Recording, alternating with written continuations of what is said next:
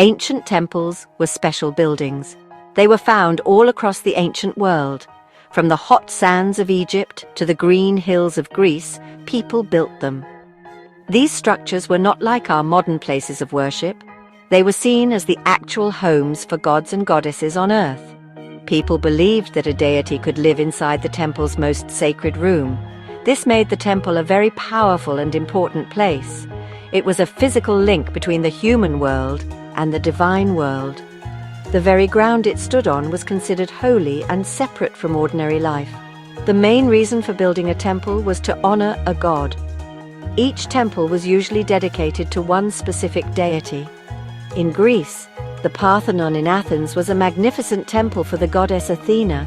She was the protector of the city.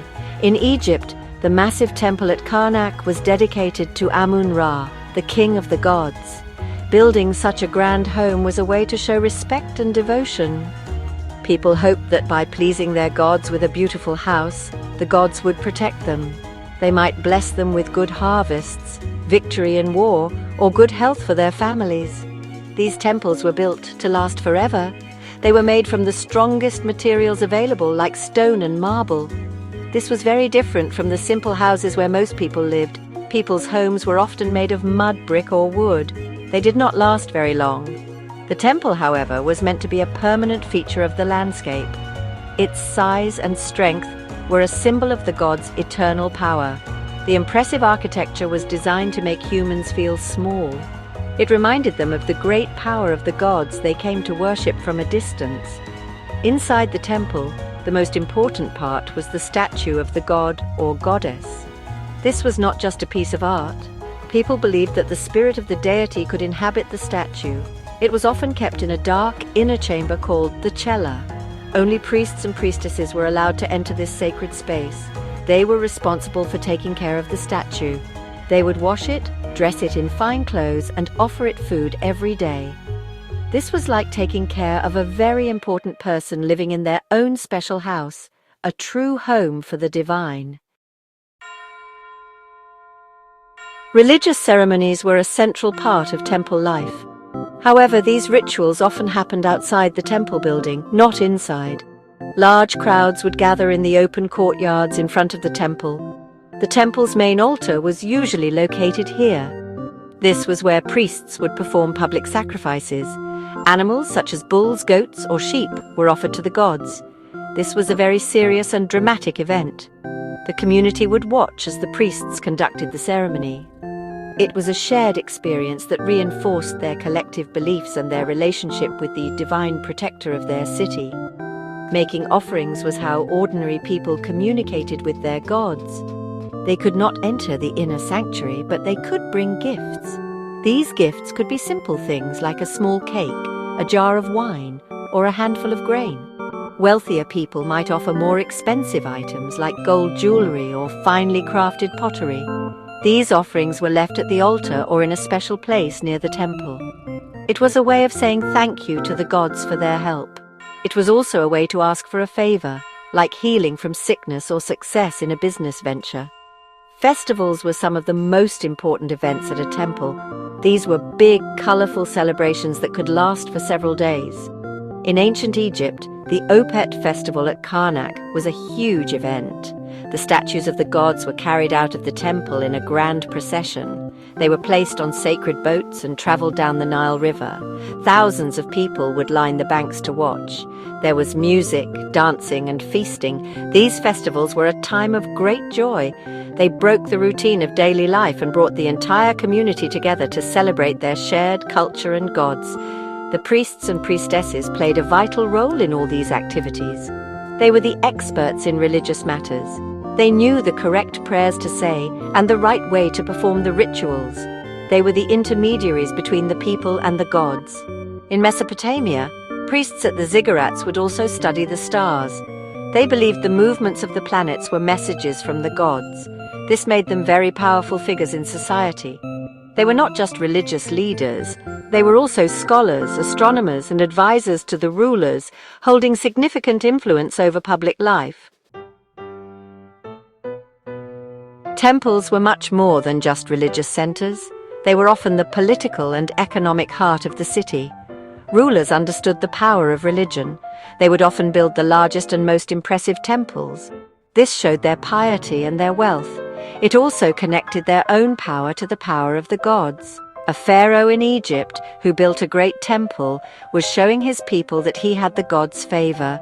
This made his rule seem more legitimate and secure.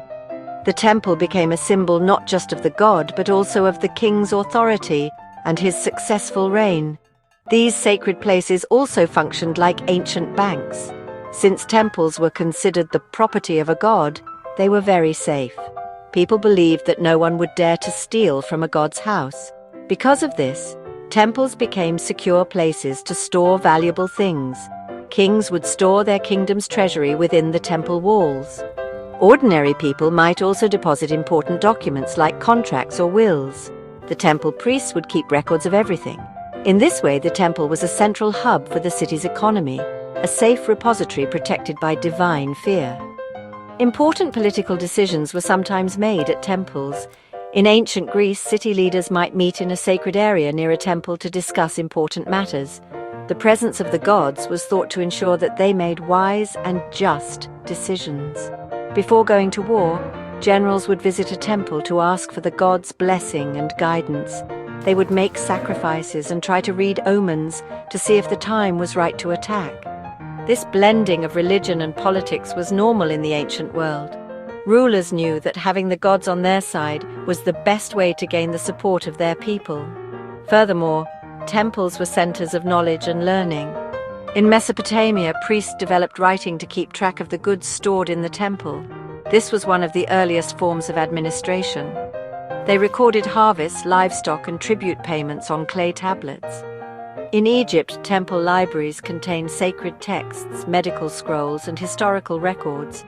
The priests were the scribes, the doctors, and the historians of their time. The temple was not just a place of faith, but also the main institution for education and the preservation of knowledge for future generations.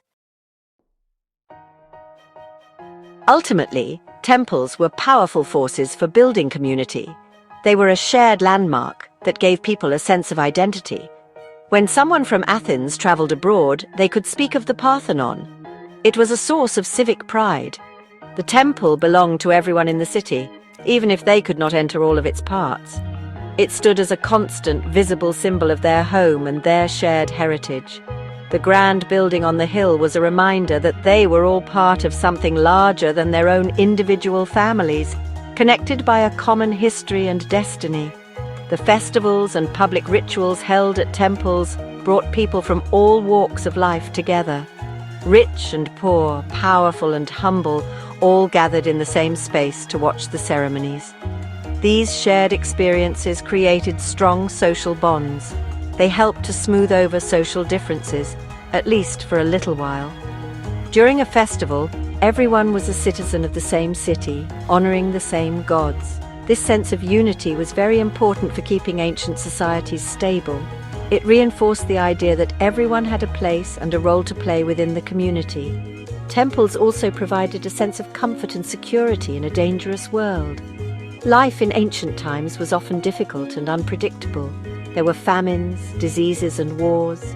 People believed that their gods could protect them from these dangers. Visiting a temple, or even just seeing it from a distance, could be reassuring. It was a reminder that powerful divine beings were watching over them. This faith gave people hope and the strength to face the challenges of their daily lives.